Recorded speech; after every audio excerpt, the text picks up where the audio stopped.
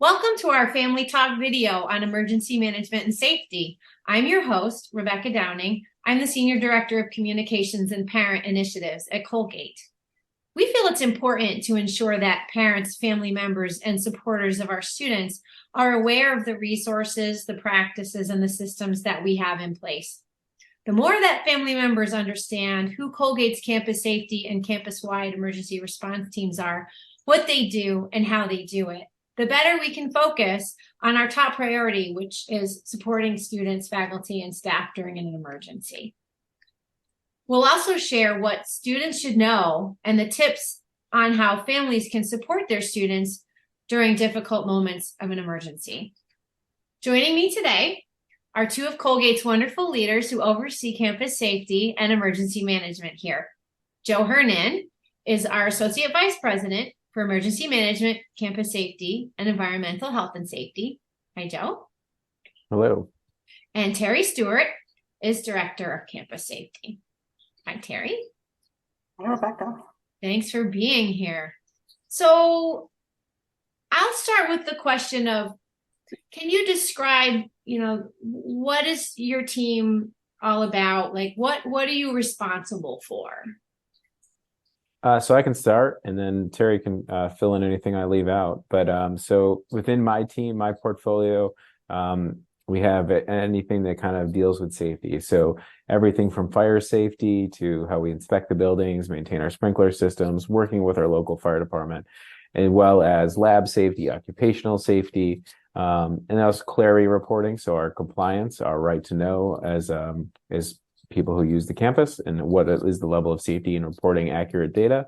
So all those different portfolios, as well as campus safety, are on my team. So we have a very dedicated team of professionals who have very long serving individuals to the Colgate community. So the institutional knowledge that those folks bring to the table is priceless. And as a collaborative team, we kind of address the ultimate emergency crisis management through our emergency management team, which is our emergency operations center. And a number of our teammates that I just mentioned are the key leaders in that team. So kind of an all hazards approach, developing capability to address any kind of hazard that comes our way. But a lot of that happens with our frontline team, which is led by Terri, and the campus safety team, which is 24/7, 365. But I'll let her talk more about what her team does. Sure. Thanks for having us, Rebecca, and thanks to everyone, particularly our parents, for entrusting the safety and security of your students to us. It's a tremendous responsibility. That's one we take pretty seriously. For campus safety, I always walk through a little bit of, we will during our time here, who we are, what we do, and how we do it. Joe talked about us being the 24/7 entity on campus. So we are here, including evenings, weekends, holidays, and occasions when the college is closed, when the university is closed. Our folks are here. We conduct continuous patrols of our campus buildings and our grounds, and we respond to every call of service that comes to our attention, both on and adjacent to the campus. And we'll talk about that more a little bit later. Yeah, so how many people are on your team, and who are they?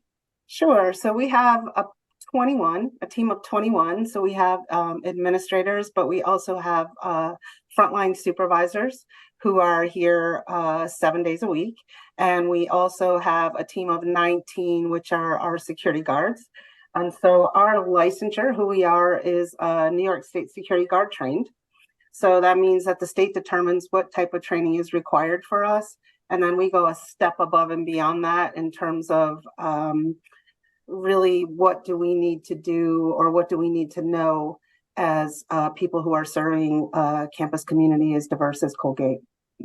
Great. So just to put a bit of a finer point on that, so as New York State security guards, are they police officers? Are they carrying weapons? What's their, how are they presenting at work? Yep, that's a good question.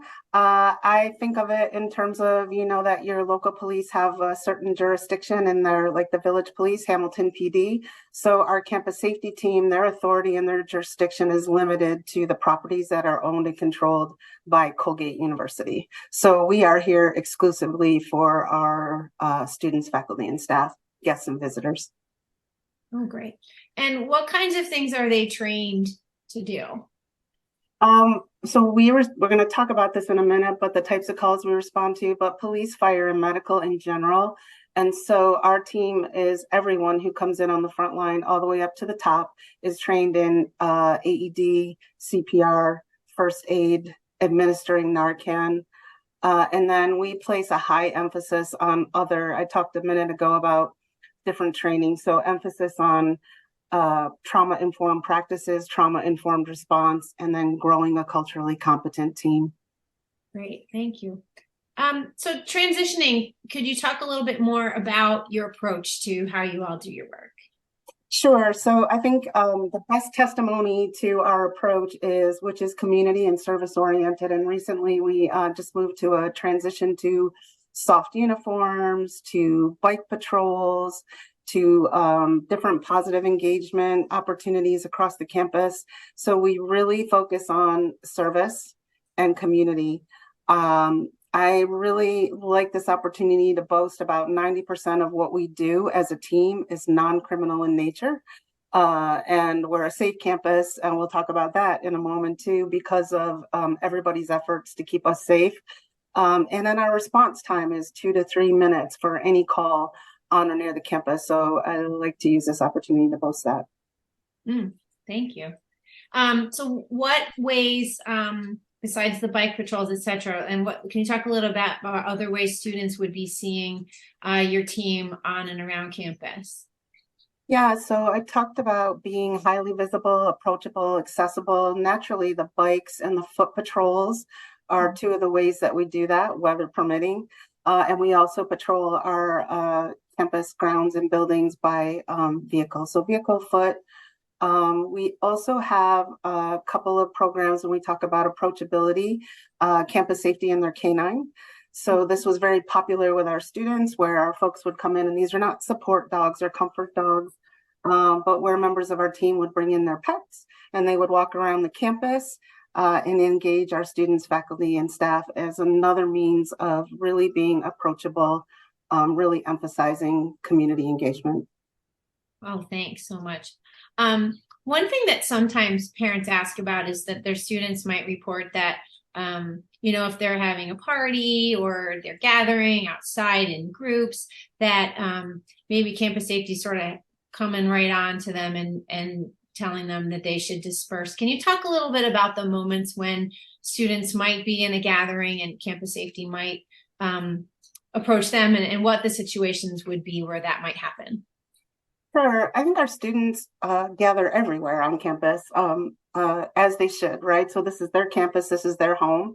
And our job is always coming at that from a safety or security lens. So it is not our job to break up or bust up gatherings. And I know sometimes there's a little false narrative around that. But the truth is we really monitor from a distance. We really try to give our students their space. And I think the confusion maybe comes in from time to time because one of the things I didn't boast about is that if you call us, we're going to come. And oftentimes what happens with a gathering is student, faculty, or staff, usually student will call if something, say like a noise complaint, for example, music is too loud or disruptive, or it's beyond quiet hours. And so they're trying to study. And so we will come if a member of our campus community calls us, but our approach is really not punitive at all. We have a conversation. And our students are wonderful this way. We have a conversation as a courtesy, maybe turn down the music, and that is usually all that the call entails. Very rarely are we doing a conduct referral or taking any other action on something like that. Does that answer your question, Rebecca? I think so. I mean, what it sounds like to me is, you're showing up because you're responding to someone who, as you said, would be a student, who has a different take on what's happening, and that needs to be taken seriously. It also seems like an opportunity maybe where you might see if there is something unsafe going on. In a sense, maybe it sounds like a chance to prevent an emergency from occurring. For example, if students are in an unsafe place, like hanging out on a roof or something along those lines as well. Is that kind of where things head in those moments? Absolutely. Absent an unsafe condition or circumstance, we are really monitoring and controlling the campus, like I said, and back to 90% of what we do is really service oriented and non-criminal in nature. So yeah. I do think it's important to emphasize the part where when people call, we respond. So a lot of what we end up doing is when folks call, our students, our faculty, or our staff call, we are the front lines to responding and kind of figuring out what the situation is. So we're very responsive, timely. As you can see by the response times, 2 to 3 minutes. And again, we bring a whole different set of skills to the table that we can offer our community. We're very fortunate. A number of our team members are firefighter EMTs in the outside or have varying levels of experience in other things. So when they come and they respond to a noise complaint or to a status check, or I haven't heard from my child in a while, what are they doing? They are not answering their phones.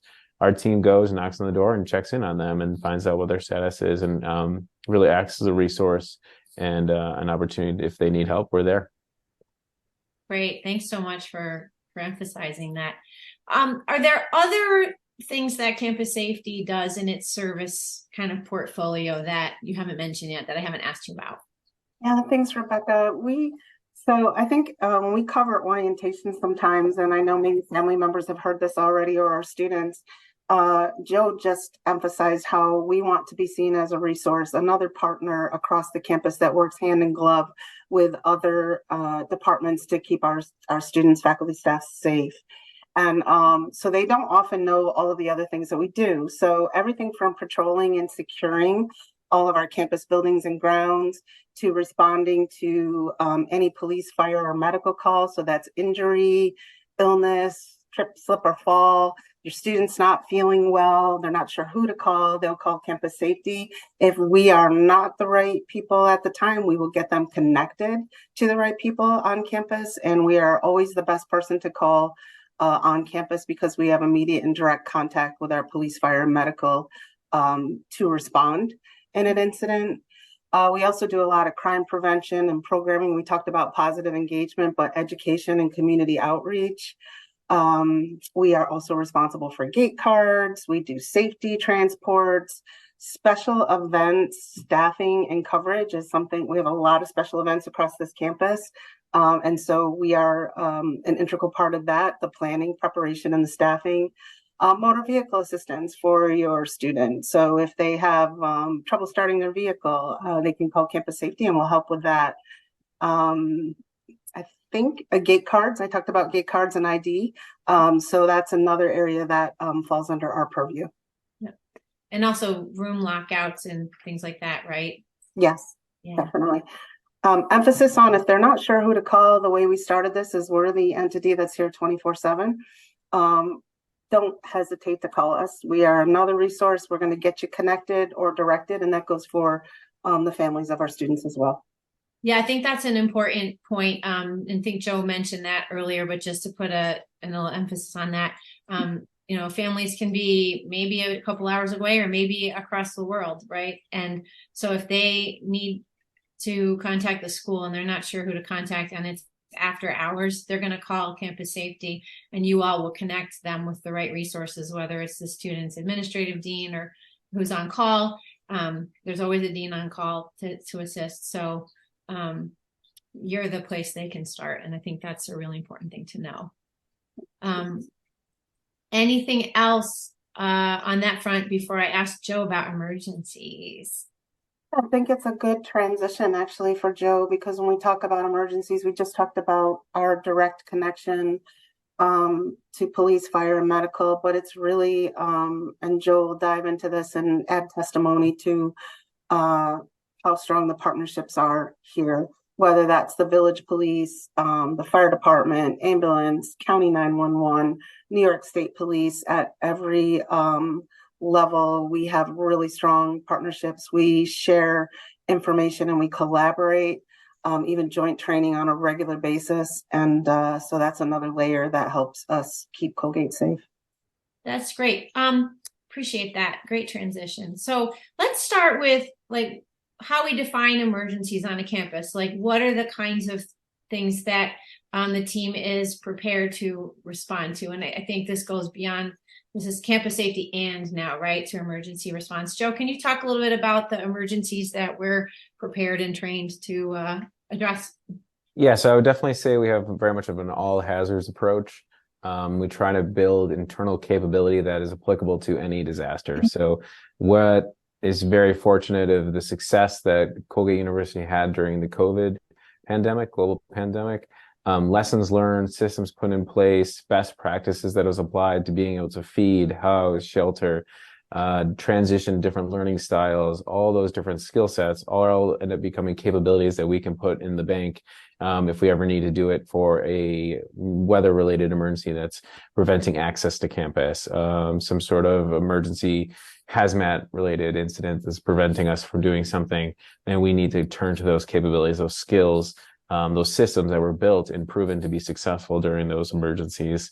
As we do look at disasters that impact our campus, we know we start with kind of what New York State generally faces. Within the Madison County region here, the greater Colgate University area, weather is always kind of the number one concern as we look at our threat and vulnerabilities. Weather as it relates to icing and flooding. Obviously, in upstate New York, we get our fair share of winter weather. So with that winter weather, emergency preparedness comes, dealing with icing and snow and potentially road conditions that aren't drivable at times. But flooding can be a pretty severe emergency up in this area because when it rains, water has to go somewhere, and Colgate happens to be in a beautiful valley. So that valley is where water collects. So as we prepare and we work through those types of emergencies, again, we apply some of those capabilities and those things that we learned and continue to learn and exercise and prepare for. We're constantly looking at our systems and structures of, what if a water main breaks? And we've had that happen here. And even in my time here at Colgate, water main systems, our local infrastructure breaks, and then we have to find ways to get water to students for overnight, maybe a couple of days. And what does that look like for a lower campus, upper campus? So building those relationships, having those contracts in place, working collaboratively with our partners, both the town to the village to the county, from the water folks to emergency management to the county, the sheriff, and the state, and all the folks and partners that Terri mentioned before. We always plan for the worst case scenarios too, that we hope never happen, the 1% events, if you will. And so we try to plan and train and walk through some of those scenarios. We try to look at what's happened around the country, what have people learned, and ways we can develop and learn from other people's experiences, and we can ready ourselves from those experiences. And then again, we work very closely with the partners. So, knowing what their capability is here out in Madison County in the Colgate region, we all are various levels of stakeholders and capability that we bring to the table, ultimately bring to the fight in the emergency. So there's things that we can bring to the table that maybe the local police department can't, or there's something that a resource or capability that they have that we don't have. So we need each other just as much as one another needs another. So it's very helpful that we have this collaborative partnership, because alone we all wouldn't be successful. So we need to be reliant on one another. Yeah, and I can actually attest to that, because I've been a member of the Emergency Operations Center team for probably at least 7 or 8 years, and to see people from all over campus who now have a structure and a system in place that we've been working through for this many years, and seeing those folks from local, regional, county, state at our trainings and at our meetings. We know who they are. We've had conversations with them. We've been through exercises, tabletop exercises with them. And it gives us a real sense of purpose, and we know what to do. We know what we need to do. We know how to communicate with parents. We know how to communicate with the students and the rest of the community. We're all kind of on the same path. So I can just say I really appreciate the leadership of you and your area on pulling us all together in those moments that we hope never come, but that we absolutely prepare for monthly. Yeah. Can we talk a little bit, you mentioned the types of emergencies, and you did say weather is a top one. Can you talk about what Colgate considers a weather emergency? Because maybe what we think of as an emergency here in the winter might be different than how people see it who are from other parts of the country or the world where they haven't experienced winter. But what does it look like to have an emergency versus just we're having some adverse weather, and what we advise students they need to be aware of, when school's going to keep going, or when's it going to get canceled, that kind of thing.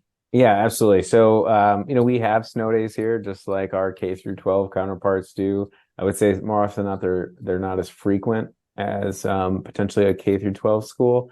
And some of that is because most of our student population is all within walking distance to some extent, and has pretty accessible ways of getting to the facilities, to classes, and to learn and do everything. The labs, they have ways to get there because they're all very local. We don't have a kind of a commuter population like some universities do. So a lot of our community colleges and other schools in the greater area, you'll see them close. And that's really, a lot of that's because of the commuter population that they're trying to accommodate. Our biggest problem when it comes to emergencies is always related to weather, and snow in particular, is the icing. How does that impact the commutes, both to and from? So are we putting our employees, both our staff and faculty, at risk when we make this decision to stay open? What is the timing of that storm? Is the state, the county, the local, even our own facilities grounds folks, are they able to keep up with it? Because if we're getting a certain amount of snow an hour and our teams are able to keep up with it, the campuses are just going to look beautiful, and it's going to have really well plowed roads. It's when that rate of snowfall outpaces our capability, and that's when we have to look into potentially closing. And so, we take all those different things into account. We have a weather decision group that will meet likely at 4 or 5 o'clock in the morning, depending on the timing of the storm. And we normally will meet maybe even that evening prior to, just to kind of get a look at what's going on. Again, working with collaborative partners, so the National Weather Service. We have a contracted weather system too that monitors local forecasts, and we can consult with on real-time meteorologist, as well as we can again rely on our folks at the National Weather Service out of Binghamton, New York, and as well as the county emergency management team as well. So a lot of goes into a decision to close. What other events are going on? So when we close, what does it mean? Do we close and then we do have, if you will, after school activities? Like, do we continue to have those events? Are we just canceling classes for the morning? You may even see a case where we do delays, and that's mostly again to allow our local authorities to catch up on the snow removal. We move snow really well here compared to like other parts of the country. Snow is not a problem. It's ice, and that ice buildup is where we see a lot of kind of the hazard, the real driving traffic hazards comes from ice. Snow we can move all day long as we can stay ahead of the accumulation. Thanks so much. I always like to tell during orientation, I just remind folks, especially our students, that we very rarely close. Absent like the roadways being shut down or something, we very rarely close because we are a residential campus. And Joe and his team, including campus safety, are essential personnel. So we're going to be here at minimum for our residential students. Thanks so much. So how and when would Colgate communicate that there's an emergency and give instruction what students would need to do? Like, how are they informed if something they need to pay attention to something? Yeah, so anytime there's anything we think they need to pay attention to, we're going to send it out. So we do that in various forms of communication. Our primary ends up being email. So your, if you will, low impact situational awareness, just kind of general information, we'll always have some sort of email with it. So whether that's end of day, early morning, we'll be sending out an email from someone, whether it's myself or another administration, another member of the senior administration, to kind of send out a message informing them of what the current status is or what the situation is, or what happened. Maybe it was something that we were working through and gathering all the facts, and we summarized it in an email. On a crisis, kind of an emergent situation, something that's real here right now, we have our Colgate alert system, which is a part of our mass notification system. And that has several different components to it that include outdoor mass notification speakers, the ability to ping your phones and send you a text, phone call. We'll send you another email as well to your registered Colgate account. And then to every desktop phone on campus, we'll also pop up with a display prompting what the message is, whatever the current status is. Whatever we just sent out will also pop up on that phone. So those are different ways that we send out the message. We can do that for most anywhere because of the type of system it is. So it does give us a lot of capability. And as we push those out, like that's the initial message. We're working with folks like you, Rebecca, and your team from communications to build out the bigger, broader message with the most detail. We, from the campus safety emergency management communication viewpoint, Our job is to be timely and accurate, and then those two can be in conflict at times, but that's our goal every time. We aren't breaking news because our goal is to be more accurate and timely than anything, so our folks have accurate information that they can make their real-time decisions on. So in that emergency scenario, that crisis scenario, that's what some of the systems we would fall back to use to notify our community. That's helpful. And I'll just say that RAVE system is for the on-campus community alone.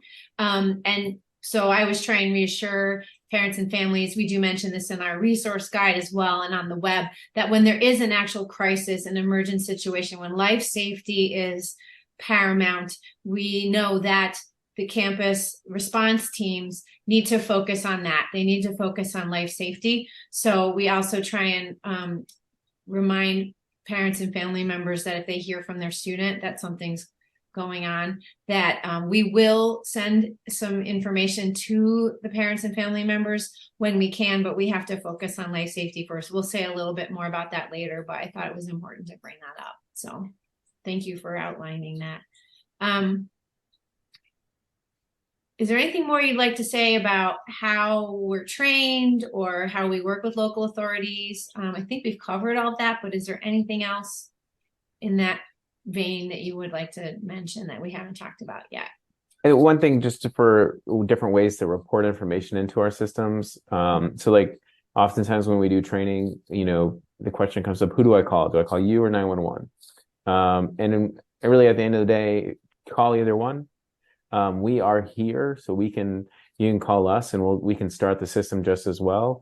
But don't hesitate, just call somebody. So if you do call 911, we also have the ability to text the 911. And again, because we work so collaboratively with our emergency 911 system here, we're getting that information real time. They're pushing it to us real time. So don't hesitate in any form. Please do whatever you can to get the system rolling. And if that's call us with our numbers that are listed, or calling 911, texting 911 on campus, that will get you right into the emergency communication center that the county runs. We also have the Guardian app on campus, so students can submit tips, call us directly through that app. They have the ability to take pictures and send us a picture. So if like there's this backpack in the hallway, I don't know where it came from, you can take a picture of it real time, send it to us. We know exactly what we're looking for now. And so as we go to investigate and kind of determine what the situation is, we have some really credible information to work with. So those are different tools and ways to get a hold of us. And again, we share all that information if we had to with our partners, depending on the crisis. Thanks. And how are our students informed and trained about how to respond to emergencies on campus? What are the ways that we get that information in advance to them? Yeah, so we try to do various programming. So whether it's CPR training, AED training, we offer that. Most of the folks, probably a handful of folks on campus safety are CPR, AED, and first aid trainers. We collaborate with different partners on campus about Narcan usage and things like that. So different skill sets that folks can take with them. We are an open book to kind of come and schedule and work with floor meetings, working with CLs, the community leaders within the residential life program. We try to get this information out as much as possible. We also have it listed on our websites, what to do in various emergencies. We also have that information listed in the Guardian app as well. So, it's posted out there quite frequently. And then again, we will host ad hoc trainings. We'll come wherever we need to go to get the message out there and tell folks what they need to do to be safe. We are very fortunate. We have a lot of our community members, students in particular, that are active members in the Hamilton Volunteer Fire Department and the Madison County EMS agency that's now serving our area. So both of those students are around in the hallways. They're out in the quad. So as these emergencies and crises pop up, be it a traditional medical emergency or what, those folks are some of the first to step into action because they would be the same ones arriving on the ambulance or the fire truck. So we are fortunate. We have a very committed, community-oriented student body that helps our emergency preparedness at a whole nother level. That's fabulous. Thank you. Can we switch now to how parents and family members can empower their students to be as prepared as possible? What are the kinds of things that you would want parents and family members to know about how they can support their students in a proactive way? Well, the one thing that if I could tell anybody is make sure you keep your phone charged. I feel like that is one, it's just something that when I have friends screenshot me things and I see they got the red battery and it's noon, I'm like, what did you do? But I would say keeping your phone charged, having a communication plan with your family members. So if a crisis did pop up, like know that, hey, I'm going to text mom or dad or my brother, my sister, whoever. I'm going to text somebody, and then I need you to tell them the plan. Like I'm going to keep you informed. That way, I don't get 100 phone calls because right now I'm worrying about keeping myself safe or doing what I need to do to get through this crisis. So having that emergency communication plan is important. I think it's also important to probably have a little preparedness kit in your room. Like have a couple days worth of snacks in your room just in case. Snacks that you like, snacks that meet your dietary needs. Little things like that. Have those kits in your car as well as you commute back and forth from Colgate. I think that's another little helpful tip. It takes one little, storm that jumps up out of nowhere, and it's whether it's sideways rain that you can't see through and you got to pull over till that passes, or a snowstorm that kind of shuts you down on a highway. It'd be helpful to have those supplies and kits. And thinking about your medicine as well, like any kind of formal medication you might be taking, do you have enough to get through? So like some of those basic preparedness skills that some of us have just learned naturally throughout our lives, and some through error. But as we can better share those, I think will be helpful as our students can be more successful and more resilient and more independent here at Colgate. Fabulous. Any other thoughts on your end on that, Terri? Yeah, I think about new student orientation and family orientation when everybody is really there's so much information people are receiving. So I always say, there's 3 takeaways. And so I use this opportunity to say, there's still 3 takeaways from this, hopefully. And the next time that you check in with your student, they should get an A+ on this. So first of all, we're 24/7. So contact us. Do they know how to contact us? Joe just talked about the Colgate Alert, the Rave Guardian. If they haven't downloaded the app, that's the best way to contact us. 911, access to resources, everything at their fingertips. So I would check in with them maybe to make sure that they have that. The other is campus safety, just adding campus safety as a contact, but emphasizing do not hesitate to call us. Again, we're a resource. If we will get you connected or we'll get you directed. So don't hesitate to call. And then I really like to the safety preparedness piece. Joe talked about the programming we do, but a lot of it is, right, we have to kind of take a little bit of responsibility for our safety and security. And we have really put a lot of effort in putting that safety preparedness guide together, which lives on our website. And just taking a look at that for potentially life-threatening situations. What does it mean when we ask you to evacuate or shelter? Or what would you do if there was a power outage? Or so there's a lot of really good information in there. People could take an opportunity to browse that.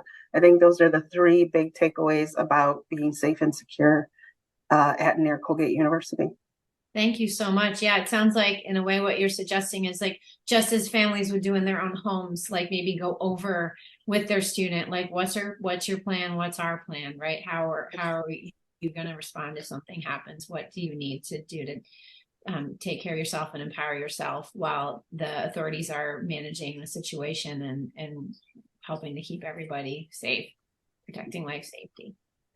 Well, thank you so much. Unless there are any last comments, I think we have covered an awful lot. What do you think? I would just say that we're always here if you need us. So 24/7, 365, there's a number to call, there's an email to email. The one thing about campus safety is, again, 24/7, 365, there is a person on the other side of that phone. You're not calling and leaving a voicemail. You're not calling and doing this. A real life person will answer that phone, and we will start getting help the best we can. Thank you so much. Thank you, Rebecca. Thank you.